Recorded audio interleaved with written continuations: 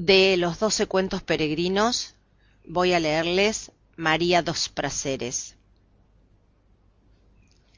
El hombre de la agencia funeraria llegó tan puntual que María dos Prazeres estaba todavía en bata de baño y con la cabeza llena de tubos lanzadores, y apenas si tuvo tiempo de ponerse una rosa roja en la oreja para no parecer tan indeseable como se sentía. Se lamentó aún más de su estado cuando abrió la puerta y vio que no era un notario lúgubre, como ella suponía que debían ser los comerciantes de la muerte, sino un joven tímido, con una chaqueta a cuadros y una corbata con pájaros de colores. No llevaba abrigo, a pesar de la primavera incierta de Barcelona, cuya llovizna, de vientos sesgados, la hacía casi siempre menos tolerable que el invierno. María dos Prazeres, que había recibido tantos hombres a cualquier hora, se sintió avergonzada como muy pocas veces. Acababa de cumplir 76 años y estaba convencida de que se iba a morir antes de Navidad.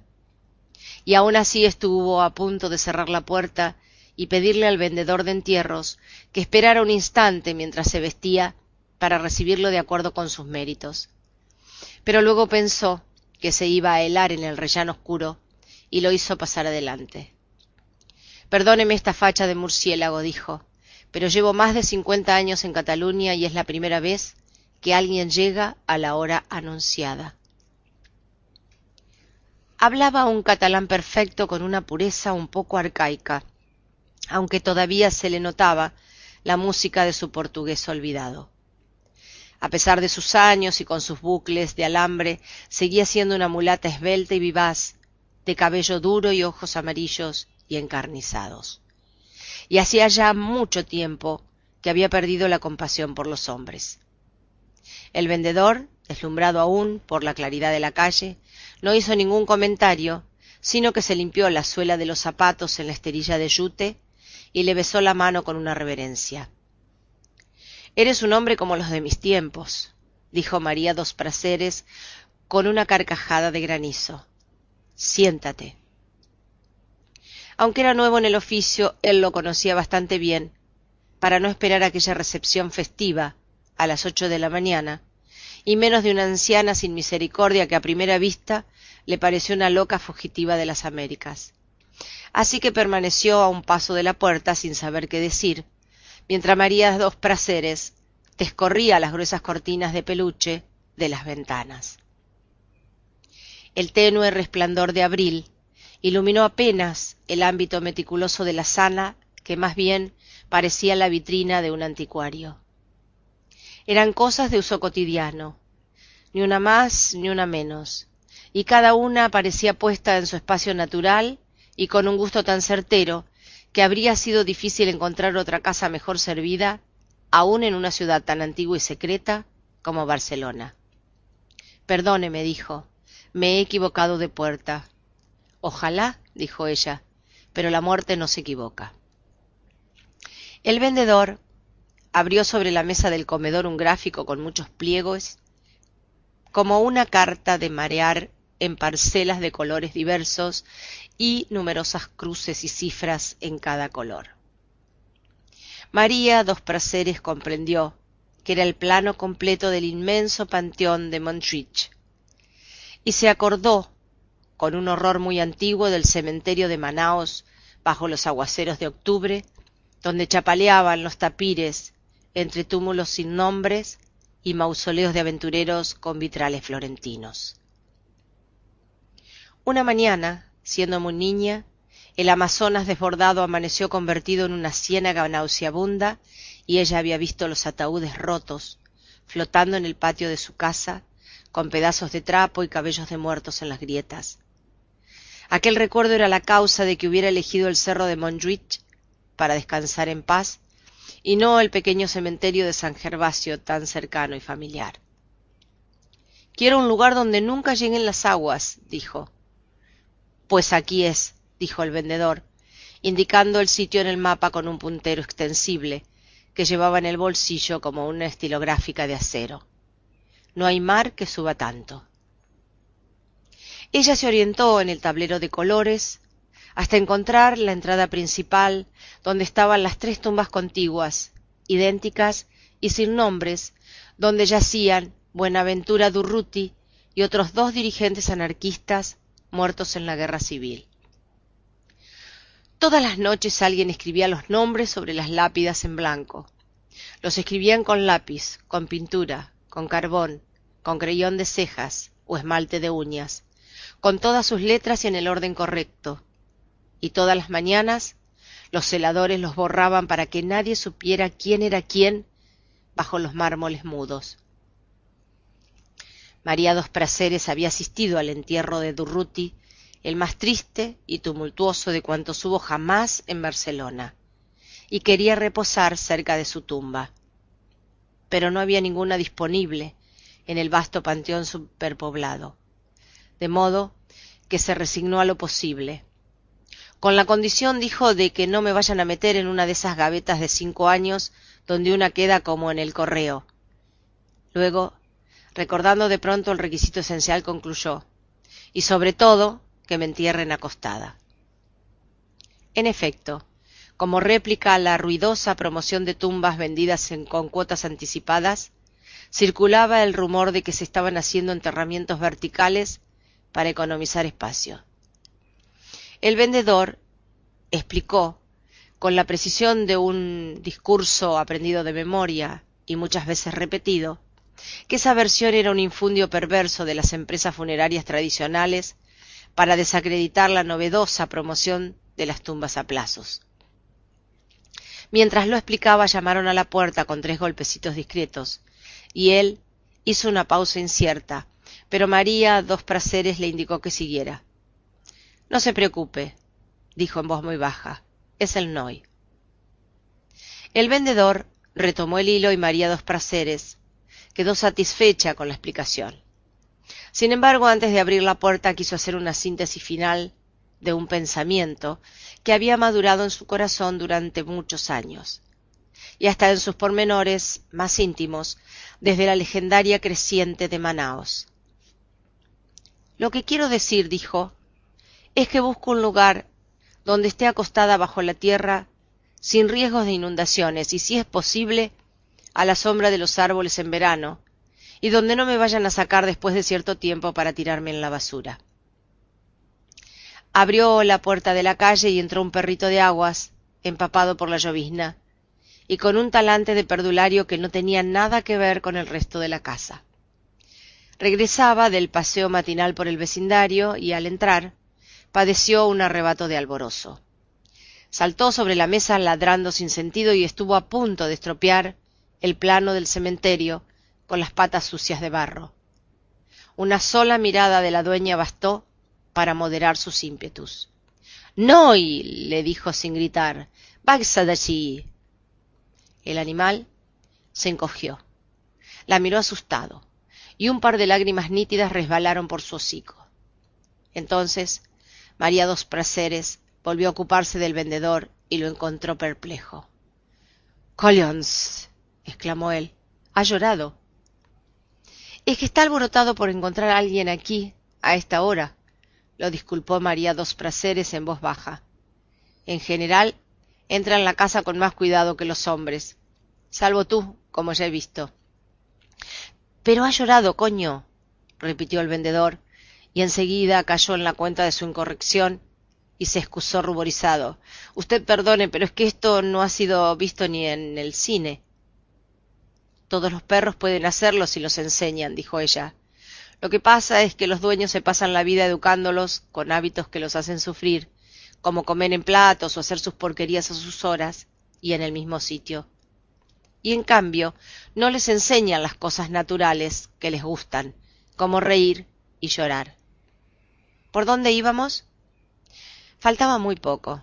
María dos Prazeres tuvo que resignarse, también, a los veranos sin árboles, porque los únicos que había en el cementerio tenían las sombras reservadas para los jerarcas del régimen. En cambio, las condiciones y las fórmulas del contrato eran superfluas, porque ella quería beneficiarse del descuento por el pago anticipado y en efectivo. Solo cuando habían terminado y mientras guardaba otra vez los papeles en la cartera, El vendedor examinó la casa con una mirada consciente y lo estremeció el aliento mágico de su belleza. Volvió a mirar a María dos Prazeres como si fuera por primera vez. —¿Puedo hacerle una pregunta indiscreta? —preguntó él. Ella lo dirigió hacia la puerta. —Por supuesto —le dijo—, siempre que no sea la edad. Tengo la manía de adivinar el oficio de la gente por las cosas que hay en su casa, y la verdad es que aquí no acierto —dijo él. —¿Qué hace usted? María dos Prazeres le contestó muerta de risa. —Soy puta, hijo. ¿O es que ya no se me nota? El vendedor enrojeció. —Lo siento. —Más debía sentirlo yo —dijo ella, tomándolo del brazo para impedir que se descalabrara contra la puerta—. Y ten cuidado, no te rompas la crisma antes de dejarme bien enterrada. Tan pronto como cerró la puerta, cargó el perrito y empezó a mimarlo, y se sumó con su hermosa voz africana a los coros infantiles que en aquel momento empezaron a oírse en el parvulario vecino. 3 meses antes había tenido en sueños la revelación de que iba a morir, y desde entonces se sintió más ligada que nunca a aquella criatura de su soledad. Había previsto con tanto cuidado la repartición póstuma de sus cosas y el destino de su cuerpo, que en ese instante hubiera podido morirse sin estorbar a nadie. Se había retirado por voluntad propia con una fortuna atesorada piedra sobre piedra, pero sin sacrificios demasiado amargos, y había escogido como refugio final el muy antiguo y noble pueblo de Gracia, ya digerido por la expansión de la ciudad. Había comprado el entresuelo en ruinas, siempre oloroso a arenques ahumados, cuyas paredes carcomidas por el salitre conservaban todavía los impactos de algún combate sin gloria. No había portero, y en las escaleras húmedas y tenebrosas faltaban algunos peldaños, y aunque todos los pisos estaban ocupados.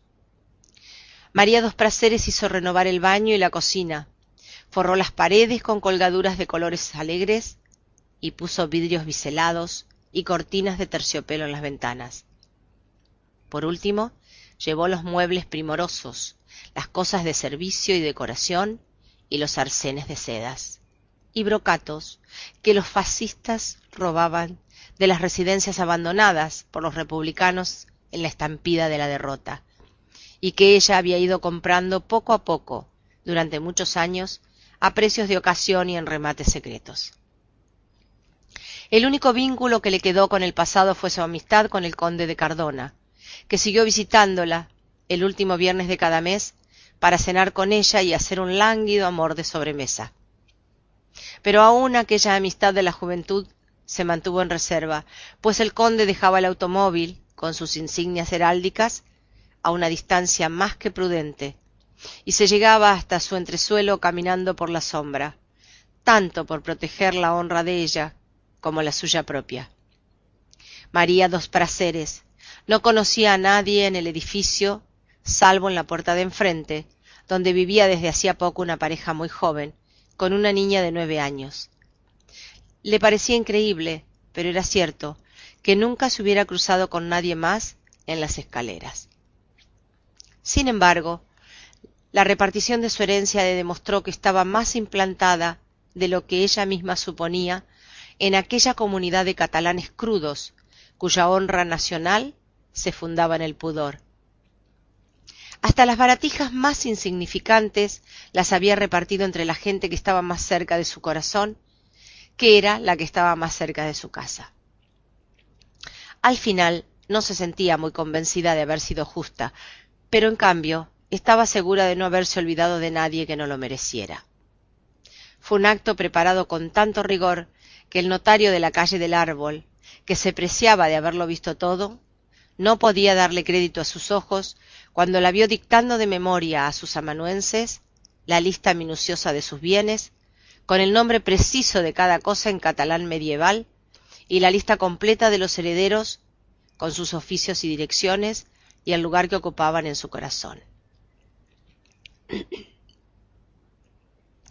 Después de la visita del vendedor de entierros, terminó por convertirse en uno más de los numerosos visitantes dominicales del cementerio. Al igual que sus vecinos de tumba, sembró flores de 4 estaciones en los canteros, regaba el césped recién nacido y lo igualaba, con tijera de podar, hasta dejarlo como las alfombras de la alcaldía. Y se familiarizó tanto con el lugar que terminó por no entender cómo fue que al principio le pareció tan desolado.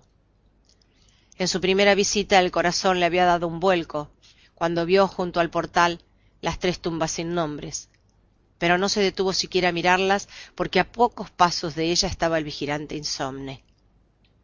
Pero el tercer domingo aprovechó un descuido para cumplir uno más de sus grandes sueños, y con el carmín de labios escribió en la primera lápida lavada por la lluvia: Durrú. Desde entonces, siempre que pudo volvió a hacerlo, a veces en una tumba, en 2 o en las 3, y siempre con el pulso firme y el corazón alborotado por la nostalgia. Un domingo de fines de septiembre presenció el primer entierro en la colina.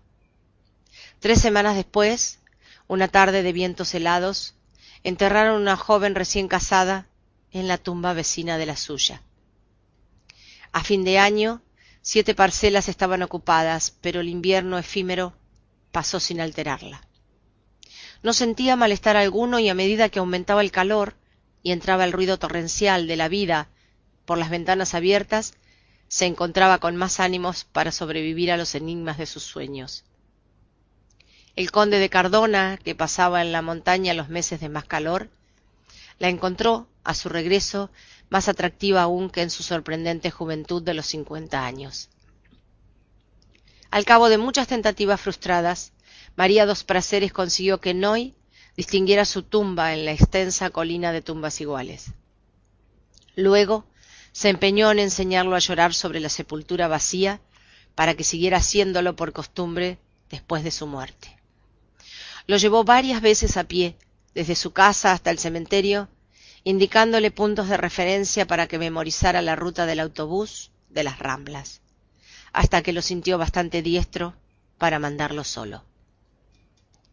El domingo del ensayo final, a las 3 de la tarde, le quitó el chaleco de primavera, en parte porque el verano era inminente y en parte para que llamara menos la atención, y lo dejó a su albedrío. Lo vio alejarse por la acera de sombra con un trote ligero y el culito apretado y triste bajo la cola alborotada, y logró, a duras penas, reprimir los deseos de llorar, por ella y por él, y por tantos y tan amargos años de ilusiones comunes, hasta que lo vio doblar hacia el mar por la esquina de la calle Mayor. 15 minutos más tarde subió, en el autobús de las Ramblas, en la vecina plaza de Lesseps, tratando de verlo sin ser vista desde la ventana.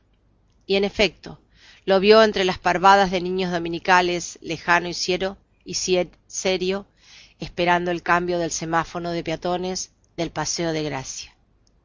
Dios mío, suspiró, qué solo se ve. Tuvo que esperarlo casi 2 horas bajo el sol brutal de Montjuich. Saludó a varios dolientes de otros domingos menos memorables, aunque apenas si los reconoció, pues había pasado tanto tiempo desde que los vio por primera vez que ya no llevaban ropas de luto ni lloraban, y ponían las flores sobre las tumbas sin pensar en sus muertos. Poco después, cuando se fueron todos, oyó un bramido lúgubre que espantó a las gaviotas y vio en el mar inmenso un transatlántico blanco con la bandera del Brasil, y deseó con toda su alma que le trajera una carta de alguien que hubiera muerto por ella en la cárcel de Pernambuco. Poco después de las 5, con 12 minutos de adelanto apareció el Noy en la colina, babeando de fatiga y de calor, pero con unas ínfulas de niño triunfal. En aquel instante, María dos Prazeres superó el terror de no tener a nadie que llorara sobre su tumba. Fue en el otoño siguiente cuando empezó a percibir signos aciagos que no lograba descifrar, pero que le aumentaron el peso del corazón.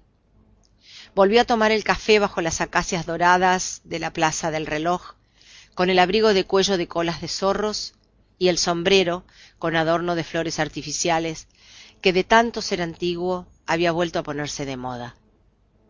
Agudizó el instinto Tratando de explicarse su propia ansiedad, escudriñó la cháchara de las vendedoras de pájaros de las Ramblas, los susurros de los hombres en los puestos de libros que por primera vez, muchos años, no hablaban de fútbol, los hondos vicios de los lisiados de guerra que les echaban ajas de pan a las palomas, y en todas partes entró señales inequívocas de la muerte.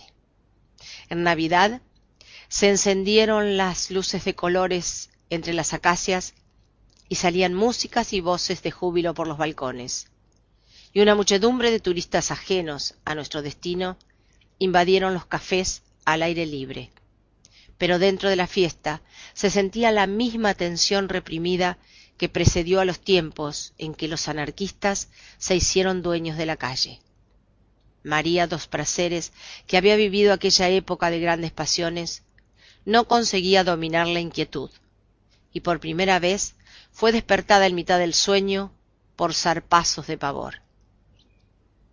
Una noche, agentes de la seguridad del Estado asesinaron a tiros frente a su ventana a un estudiante que había escrito a brocha gorda en el muro: Visca, Cataluña y Llure. Dios mío, se dijo asombrada, es como si todo se estuviera muriendo conmigo. Solo había conocido una ansiedad semejante siendo muy niña en Manaos. Un minuto antes del amanecer, cuando los ruidos numerosos de la noche cesaban de pronto, las aguas se detenían, el tiempo titubeaba y la selva amazónica se sumergía en un silencio abismal que sólo podía ser igual al de la muerte. En medio de aquella tensión irresistible, el 10, viernes de abril, como siempre, el conde de Cardona fue a cenar en su casa. La visita se había convertido en un rito. El conde llegaba puntual entre las 7 y las 9 de la noche, con una botella de champaña del país, envuelta en el periódico de la tarde para que se notara menos, y una caja de trufas rellenas. María dos Prazeres le preparaba canelones gratinados y un pollo tierno en su jugo, que eran los platos favoritos de los catalanes de alcurnia de sus buenos tiempos, y una fuente surtida de frutas de la estación. Mientras ella hacía la cocina, el conde escuchaba en el gramófono fragmentos de óperas italianas en versiones históricas, tomando a sorbos lentos una copita de oporto que le duraba hasta el final de los discos. Después de la cena larga y bien conversada, hacían de memoria un amor sedentario que les dejaba a ambos un sedimento de desastre. Antes de irse, siempre azorado por la inminencia de la medianoche, el conde dejaba 25 pesetas debajo del cenicero del dormitorio. Ese era el precio de María dos Prazeres cuando él la conoció, en un hotel de paso del Paralelo, y era lo único que el óxido del tiempo había dejado intacto. Ninguno de los dos se había preguntado nunca en qué se fundaba esa amistad. María dos Prazeres le debía a él algunos favores fáciles. Él le daba consejos oportunos para el buen manejo de sus ahorros. Le había enseñado a distinguir el valor real de sus reliquias y el modo de tenerlas para que no se descubriera que eran cosas robadas. Pero sobre todo fue él quien le indicó el camino de una vejez decente en el barrio de Gracia, cuando en su burdel de toda la vida la declararon demasiado usada para los gustos modernos y quisieron mandarla a una casa de jubiladas clandestinas que por 5 pesetas les enseñaban a hacer el amor a los niños. Ella le había contado al conde que su madre la vendió a los 14 años en el puerto de Manaos y que el primer oficial de un barco turco la disfrutó sin piedad durante la travesía del Atlántico y luego la dejó abandonada sin dinero, sin idioma y sin nombre en la ciénaga de luces del Paralelo. Ambos eran conscientes de tener tan pocas cosas en común que nunca se sentían más solos que cuando estaban juntos, pero ninguno de los dos se había atrevido a lastimar los cantos de la costumbre. Necesitaron de una conmoción nacional para darse cuenta, ambos al mismo tiempo, de cuánto se habían odiado y con cuánta ternura durante tantos años. Fue una deflagración. El conde de Cardona estaba escuchando el dueto de amor de la Bohème, cantado por Licia Albanese y Beniamino Gigli. cuando le llegó una ráfaga casual de las noticias de radio que María dos Prazeres escuchaba en la cocina. Se acercó en puntillas y también él escuchó. El general Francisco Franco, dictador eterno de España, había asumido la responsabilidad de decidir el destino final de 3 separatistas vascos que acababan de ser condenados a muerte. El conde exhaló un suspiro de alivio. Entonces los fusilarán sin remedio, dijo, porque el caudillo es un hombre justo. María dos Prazeres fijó en él sus ardientes ojos de cobra real y vio sus pupilas sin pasión detrás de las antiparras de oro, los dientes de rapiña, las manos híbridas de animal acostumbrado a la humedad y las tinieblas, tal como era. Pues ruégale a Dios que no, dijo, porque con uno solo que fusilen yo te echaré veneno en la sopa. El conde se asustó. ¿Y eso por qué? Porque yo también soy una puta justa. El conde de Cardona no volvió jamás, y María dos Prazeres tuvo la certidumbre de que el último ciclo de su vida acababa de cerrarse. Hasta hacía poco, en efecto, le indignaba que le cedieran el asiento en los autobuses, que trataran de ayudarla a cruzar la calle, que la tomaran del brazo para subir las escaleras. Pero había terminado no solo por admitirlo, sino inclusive por desearlo como una necesidad detestable. Entonces mandó a hacer una lápida de anarquista sin nombre ni fechas, y empezó a dormir sin pasar los cerrojos de la puerta para que el Noy pudiera salir con la noticia si ella muriera durante el sueño. Un domingo, al entrar en su casa, de regreso del cementerio, se encontró en el rellano de la escalera con la niña que vivía en la puerta de enfrente. La acompañó varias cuadras hablándole de todo con un candor de abuela, mientras la veía retozar con el Noy como viejos amigos. En la Plaza del Diamante, tal como lo tenía previsto, le invitó a un helado. ¿Te gustan los perros?, le preguntó. Me encantan, dijo la niña. Entonces, María dos Prazeres le hizo la propuesta que tenía preparada desde hacía mucho tiempo. Si alguna vez me sucediera algo, hazte cargo del Noy, le dijo, con la única condición de que lo dejes libre los domingos, sin preocuparte de nada. Él sabrá lo que hace. La niña quedó feliz. María dos Prazeres, a su vez, regresó a casa con el júbilo de haber vivido un sueño madurado durante años en su corazón. Sin embargo, no fue por el cansancio de la vejez ni por la demora de la muerte que aquel año no se cumplió, ni siquiera fue una decisión propia. La vida la había tomado por ella una tarde glacial de noviembre en que se precipitó una tormenta súbita cuando salía del cementerio. Había escrito los nombres en las 3 lápidas y bajaba a pie hacia la estación de autobuses cuando quedó empapada por completo por las primeras ráfagas de lluvia. Apenas si tuvo tiempo de guarecerse en los portales de un barrio desierto que parecía de otra ciudad, con bodegas en ruinas y fábricas polvorientas y enormes furgones de carga que hacían más pavoroso el estrépito de la tormenta. Mientras trataba de calentar con su cuerpo el perrito ensopado, María dos Prazeres veía pasar los autobuses repletos, veía pasar los taxis vacíos con la bandera apagada, pero nadie prestaba atención a sus señas de náufrago. De pronto, cuando ya parecía imposible hasta un milagro, un automóvil suntuoso del color del acero crepuscular pasó casi sin ruido por la calle inundada. Se paró de golpe en la esquina y regresó en reversa hasta donde ella estaba. Los cristales descendieron por un soplo mágico y el conductor se ofreció para llevarla. Voy muy lejos, dijo María dos Prazeres con sinceridad, pero me haría un gran favor si me acerca un poco. Dígame a dónde va, insistió él. A Gracia, dijo ella. La puerta se abrió sin tocarla. Es mi rumbo, dijo él. Suba. En el interior oloroso a medicina refrigerada, la lluvia se convirtió en un percance irreal. La ciudad cambió de color y ella se sintió en un mundo ajeno y feliz, donde todo estaba resuelto de antemano. El conductor se abría paso a través del desorden del tránsito con una fluidez que tenía algo de magia. María dos Prazeres estaba intimidada no solo por su propia miseria, sino también por la del perrito de lástima que dormía en su regazo. «Esto es un transatlántico», dijo, porque sintió que tenía que decir algo digno. Nunca había visto nada igual, ni siquiera en sueños.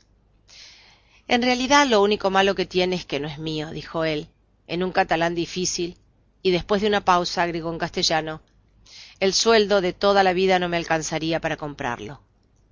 «Me lo imagino», suspiró ella. Lo examinó de soslayo, iluminado de verde por el resplandor del tablero de mandos, y vio que era casi un adolescente, con el cabello rizado y corto y un perfil de bronce romano. Pensó que no era bello, pero que tenía un encanto distinto, que le sentaba muy bien la chaqueta de cuero barato, gastada por el uso, y que su madre debía ser muy feliz cuando lo sentía volver a casa.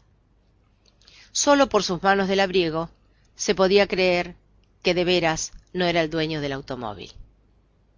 No volvieron a hablar en todo el trayecto, pero también María dos Prazeres se sintió examinada de soslayo varias veces. Y una vez más se dolió de seguir viva a su edad. Se sintió fea y compadecida, con la pañoleta de cocina que se había puesto en la cabeza de cualquier modo cuando empezó a llover, y el deplorable abrigo de otoño que no se le había ocurrido cambiar por estar pensando en la muerte. Cuando llegaron al barrio de Gracia, había empezado a escampar. Era de noche y estaban encendidas las luces de la calle. María dos Prazeres le indicó a su conductor que la dejara en una esquina cercana, pero él insistió en llevarla hasta la puerta de la casa, y no solo lo hizo, sino que estacionó sobre el andén para que pudiera descender sin mojarse. Ella soltó el perrito. Trató de salir del automóvil con tanta dignidad como el cuerpo se lo permitiera. Y cuando se volvió para dar las gracias, se encontró con una mirada de hombre que la dejó sin aliento. La sostuvo por un instante sin entender muy bien quién esperaba qué, ni de quién, y entonces él le preguntó con voz resuelta: «¿Subo?». María dos Prazeres se sintió humillada. «Le agradezco mucho el favor de traerme», dijo, «pero no le permito que se burle de mí». «No tengo ningún motivo para burlarme de nadie», dijo él en castellano con una seriedad terminante, «y mucho menos de una mujer como usted». María dos Prazeres había conocido muchos hombres como ese, había salvado del suicidio a muchos otros más atrevidos que ese, pero nunca en su larga vida había tenido tanto miedo de decidir. Lo oyó insistir, sin el menor indicio de cambio en la voz: «¿Subo?». Ella se alejó sin cerrar la puerta del automóvil y le contestó, en castellano, para estar segura de ser entendida: «Haga lo que quiera».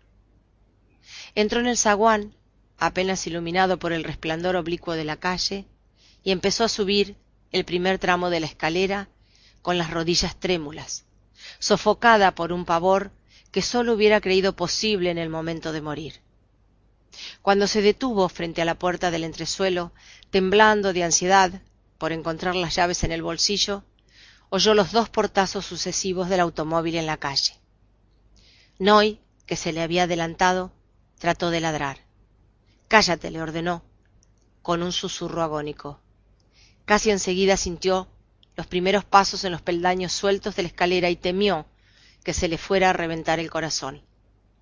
En una fracción de segundo volvió a examinar por completo el sueño premonitorio que le había cambiado la vida durante 3 años, y comprendió el error de su interpretación. «Dios mío», se dijo asombrada, «de modo que no era la muerte». Encontró por fin la cerradura, oyendo los pasos contados en la oscuridad, oyendo la respiración creciente de alguien que se acercaba tan asustado como ella en la oscuridad. Y entonces comprendió que había valido la pena esperar tantos y tantos años y haber sufrido tanto en la oscuridad, aunque solo hubiera sido para vivir aquel instante. Mayo 1979.